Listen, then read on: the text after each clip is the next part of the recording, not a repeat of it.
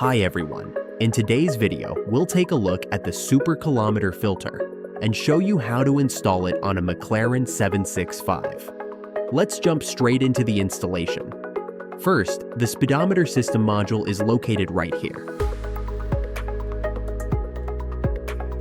The covers around it are held in place with clips, so you can easily remove them by hand. Go ahead and take off all the covers in this area.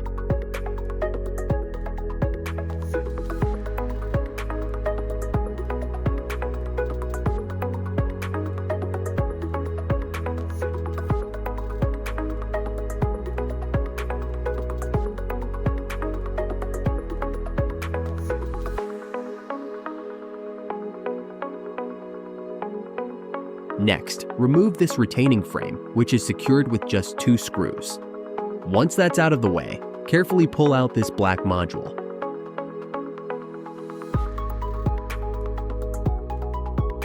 Behind and slightly above it, you'll see a gray connectors.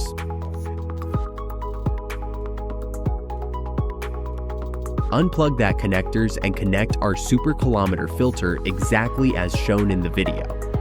One side of the device connects to the plug you just removed, and the other side connects directly to the system module. And that's it for the installation. Let's move on to activation and operating modes. You can activate the device in 2 different ways. First, manual activation. Press and hold the cruise control lever forward for 10 seconds to turn the device on. Repeating the same action will turn it off again. Second, using our mobile app. You can also control the device through the SKF Speed Version 2 app, which you can download for free on your smartphone. On this model, the superkilometer filter has 2 operating modes. Mode 1. The kilometers are stopped at 100%. Mode 2. The device is turned off, which means the kilometers are counted normally at 100%. And that's it, friends.